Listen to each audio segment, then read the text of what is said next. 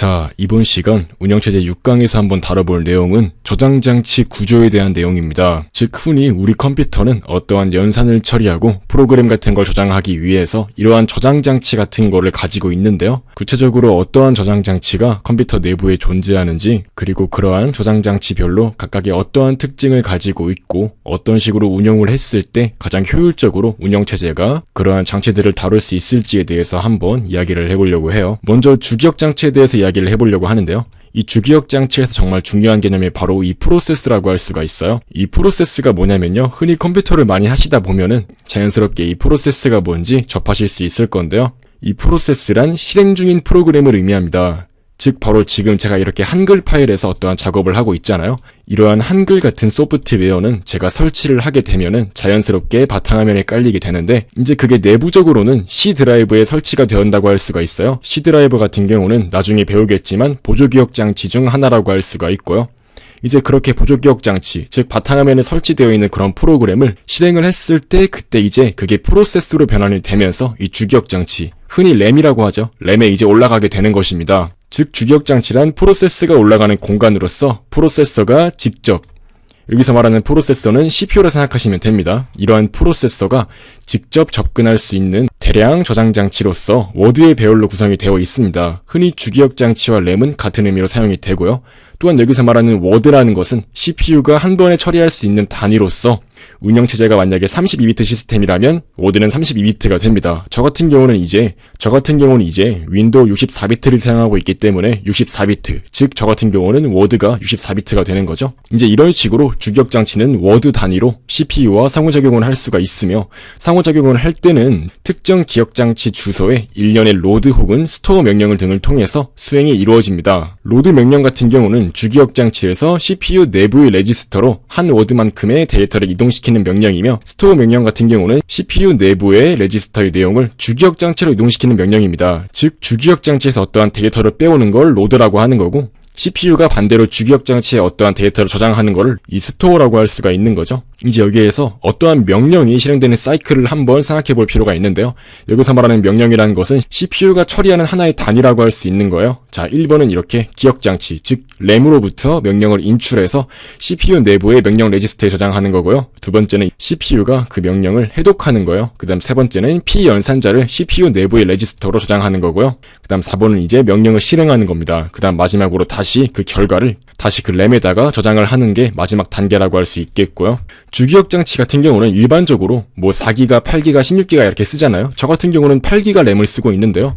이러한 주기억 장치는 모든 프로그램과 자료들을 영구히 저장하기에는 용량이 아주 작아요. 웬만한 게임이나 큰 프로그램들은 사실상 거의 한 2기가, 3기가 된단 말이에요. 주기억 장치에 그런 프로그램을 다 넣기에는 용량이 매우 적기 때문에 그 대신 보조기억 장치라는 것을 사용하는 거예요. 다만 보조기억 장치보다 더 저장할 수 있는 공간은 적은 대신 훨씬 접근 속도가 빠르다고 할 수 있죠. 결과적으로 램, 즉 주기억 장치 같은 경우는 결과적으로 전원이 공급되지 않으면 그 내용을 잃어버리는 휘발성 저장 장치라고 할 수가 있는 거죠. 이 휘발성이라는 건 즉 컴퓨터를 껐을 때 자동으로 이제 초기화가 되는 그러한 개념이라 생각하시면 됩니다. 자, 보조기억 장치 같은 경우는 프로그램을 거의 영구히, 사실상 보조기억 장치도 어떠한 전자적인 시스템으로 이루어져 있기 때문에 영구히라는 단어가 좀 애매하긴 하지만 일단 프로그램을 영구히 저장할 수 있는 저장장치라고 말할 수 있겠죠. 많은 책에선 사실 보조기억 장치가 데이터를 영구히 혹은 영원히 저장할 수 있다고 말하는데, 제가 볼 때 컴퓨터 시스템에서 영원이라는 건 없고요.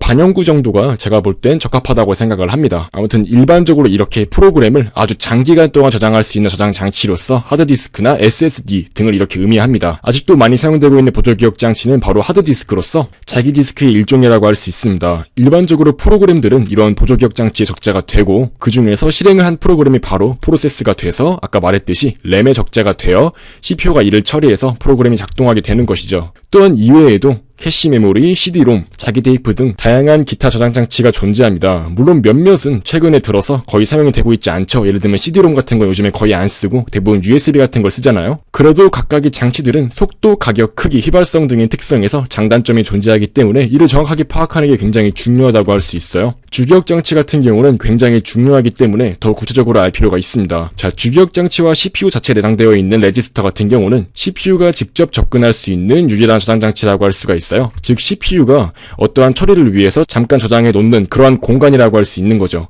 즉 CPU가 어떤 걸 처리하려면 일단 저장이 되어 있어야 되잖아요. 바로 그러한 공간이 주기억장치나 CPU 안에 있는 그러한 내장 레지스터라고 할 수가 있는 거죠. 또한 당연한 소리지만 실행 중인 모든 명령과 명령어에 의해서 사용이 되는 데이터 같은 경우는 항상 CPU가 직접 접근이 가능한 이러한 저장장치 중 하나에 있어야만 합니다. 그리고 일반적인 입출력 장치에도 명령 및 전송되는 데이터를 보관하기 위해서 내부적으로는 어떠한 레지스터를 다 가지고 있는데요. CPU는 특별한 입출력 명령을 내려서 특정한 장치 제어기의 레지스터와 시스템 메모리 간의 데이터 전송을 허용하는 방식으로 이러한 입출력 장치를 다룬다고 할 수 있습니다. 자, 이제 여기에서 기억장치 사상 입출력이라는 게 나오는데요. 여기서 말하는 사상이라는 것은 처음 들어본 사람도 많을 텐데요. 저도 이걸 처음 들었을 때 이게 뭔 소리지 싶었는데 이게 맵드란 뜻이에요. 즉 어떻게 매핑이 되어 있다. 즉 어떻게 잘 체계적으로 정리가 돼서 어떠한 주소가 매핑이 되어 있다 이렇게 생각하시면 됩니다. 자, 이전 같은 경우는 입출력 명령이 각각의 입출력 장치를 ID 값으로 구분해서 적절한 명령을 삽입하는 방식을 이용했는데요.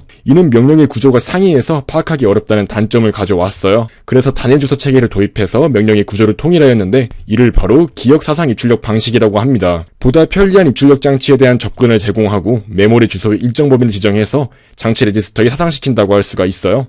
즉 정말 이해하기 쉽게 말하면은 중구난방이었던 어떠한 장치들의 주소들을 하나의 체계로 묶어버린 거죠. 그렇게 함으로써 더 빠르게 매핑이 된 상태에서 검색이 가능하고 그렇게 함으로써 더 빠르게 매핑된 상태에서 어떠한 장치들을 관리할 수 있게 되는 것입니다. 보통 이러한 시스템 같은 경우는 모니터 화면 출력과 같이 고속의 응답 시간을 요구하는 그러한 장치에 적합하다고 할 수 있는데요. 나중엔 이러한 시스템이 더 발전해서 그래픽 카드 등을 이용하는 방식으로 확장되었다고 합니다. 게임을 많이 하시는 분들은 아시겠지만 마치 별도의 CPU처럼 작동해서 게임 등을 할 때는 굉장히 중요한 요소로 사용이 된다고 합니다. 그래서 이제 다양한 그래픽 처리 같이 아주 고속의 어떠한 화면 출력을 요구하는 경우에는 이런 아주 고사양의 그래픽 카드가 요구가 되죠. 바로 이러한 개념에서 출발했다고 할 수 있습니다. 이런 식으로 이제 CPU가 각각의 컨트롤러를 담당하는 게 아니라 이렇게 거의 하나의 회선으로 묶듯이 이렇게 거의 동일한 접근 체계를 가지고 있다고 할 수 있는 것입니다. 이제 이런 식으로 기억장치 사상 입출력에 대해서 한번 알아보았고요. 그 다음 이제 자기 디스크에 대해서 한번 알아볼 건데요. 이 자기 디스크 같은 경우는 현재에도 가장 많이 사용되고 있는 그러한 매체로서 보조기억 장치라고 할 수 있겠죠. 여러 개의 디스크판이 함께 사용되는 경우가 많으면서 각 디스크는 플래터라는 CD처럼 생긴 원형 평판으로 되어 있습니다. 이런 판 하나하나가 바로 플래터라고 불리는 거고요. 플래터의 양쪽 표면은 자기적인 물질로 덮여 있기 때문에 뭐 자석 같은 걸 갖다 댔다가는 큰일 날 수도 있죠. 네, 아무튼 정보는 이렇게 플래터 상에 자기적으로 기록이 되어서 저장이 된다고 할 수 있고요. 이 암 어셈블리라는 게 이제 있는데요. 이제 얘가 이 암이라는 게 따각따각 움직이면서 어떠한 플래터의 위치를 잡아서 거기에 있는 비트 정보들을 읽어오거나 이제 그런 방식으로 작동한다는 것을 알 수 있습니다. 보시면 이제 읽기 쓰기 헤드 같은 경우는 모든 플래터의 각 표면 바로 위에서 움직이게 되는데요. 바로 이 검은색 부분 있죠? 바로 이 부분에서 읽거나 쓰거나 그렇게 데이터에 직접 접근하는 부분이라고 할 수 있어요. 바로 이 부분이 이 암에 의해서 움직인다고 할 수 있는 거고, 헤드 같은 경우는 모든 헤드를 한꺼번에 이동시키는 디스크 암에 부착돼서 사용된다고 합니다. 바로 이게 헤드인데 일반적으로 헤드가 이렇게 앞쪽에 붙어있다는 소리죠. 암의 앞쪽에. 그리고 플래터의 표면 같은 경우는 원형인 트랙으로 논리적으로 구분이 된다고 해요. 이 또한 섹터로 나눠져 있다고 하는데요. 이제 바로 이렇게 원형으로 둘러싸인 부분을 바로 트랙이라고 한다고 할 수 있습니다. 이렇게 원형으로 둘러싸인 다음에 이렇게 각각 나눠져 있죠. 이 하나하나를 바로 섹터라고 말하는 건데요. 지금 이렇게 색깔 칠해져 있는 부분이 바로 섹터라고 할 수 있습니다. 이렇게 원형으로 된 트랙에서 한 부분이 바로 섹터라고 할 수 있는 거고요. 이제 이런 섹터별로 데이터가 들어가 있다고 할 수 있습니다.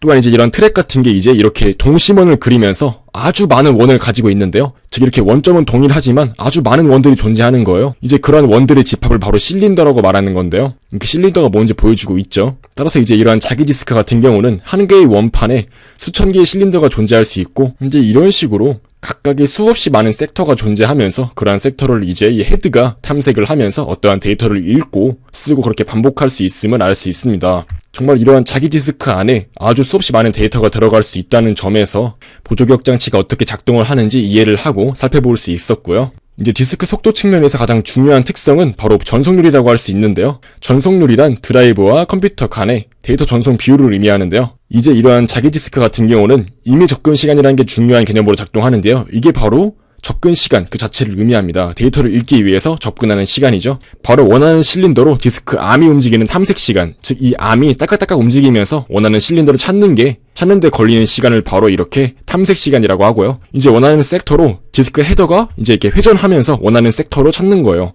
즉 이 암이 위치한 공간에 정확한 섹터가 갈 수 있도록 원판에 회전하는데요. 그렇게 회전하는 걸 바로 회전 지연이라고 말한다고 합니다. 이제 이렇게 회전 지연과 탐색 시간을 합친 게 바로 이미 접근 시간이라고 할 수 있겠고요. 즉 하드디스크에 있는 원하는 데이터를 찾으려면 암을 움직여서 특정한 동심원 실린더로 접근하고 디스크를 돌려서 특정 섹터에 접근할 수 있도록 해야 하는 것입니다. 이제 이렇게 임의 접근 시간이라는 게 바로 하드디스크가 어떠한 데이터를 접근하는데 걸리는 시간이라고 말할 수 있는 거고요. 이제 자기 디스크 같은 경우는 최근에 많이 사용이 되고 있는 거고요. 이 자기 디스크 이전에 사용됐던 게 바로 이 자기 테이프라는 겁니다.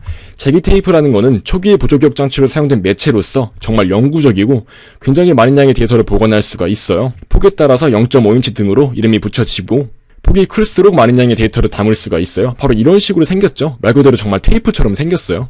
자기 테이프는 주기억 장치와 비교했을 때 접근 시간 차이가 굉장히 느린데 이는 자기 테이프는 순차적인 접근만 가능해서 자기 디스크가 제공하는 임의 접근 시간에 비해서 접근 속도가 굉장히 느리기 때문이에요. 즉 자기 테이프에서 어떠한 데이터를 찾기 위해서는 한 번에 거길 접근할 수 있는 게 아니라 정말 순차적으로 하나씩 읽어나가면서 데이터를 찾아야 되기 때문이에요. 이제 그런 측면에서 가격 대비 정말 데이터를 많이 저장할 수 있는데 반해 접근 시간이 굉장히 느리다고 할 수가 있어요. 물론 지금도 자기 테이프가 종종 사용이 되고 있긴 한데 아주 많은 양의 데이터가 담겨져야 하지만 접근은 많이 할 필요가 없는 경우, 그러한 경우는 이제 가격적인 측면이나 효율적인 측면에서도 자기 테이프가 더 유리할 수가 있죠. 이제 그런 식으로 자기 테이프는 정말 옛날에 사용되는 방식이지만 아직도 사용되는 경우가 있다는 것만 이해하시면 괜찮을 것 같습니다. 아무튼 이렇게 정말 속도는 느리지만 아주 많은 양의 데이터를 담을 수 있는 자기 테이프와 담을 수 있는 데이터는 그렇게 많지 않지만 접근 속도가 이제 일반적인 사용자가 사용하기에 알맞은 속도고 이제 데이터 또한 일반적인 사용자가 어느 정도 담을 수 있는 그러한 양을 제공하기 때문에 가장 많이 사용이 되고 있는 이 자기 디스크까지 한번 이렇게 다뤄 보았습니다. 아무튼 이번 시간엔 이렇게 저장장치 구조에 대해서 한번 다뤄 보았는데요. 운영체제 같은 경우는 이러한 저장장치를 전반적으로 다 관리하면서 나중에 또 배우겠지만 이러한 저장장치에 불필요한 접근을 하지 않게 하거나 그러한 다양한 제어 관리 처리들을 하고 있음을 이해할 수 있습니다. 아무튼 이렇게 컴퓨터가 어떠한 연산을 처리하기 위해서 무언가를 데이터를 담을 수 있는 그러한 저장장치에 대해서 한번 알아보는 시간을 가졌고요. 이러한 저장장치의 다양한 종류를 알아봄으로써 한번 데이터가 어떻게 저장이 되고 관리가 되는지에 대해서 이해해보는 시간을 가졌습니다.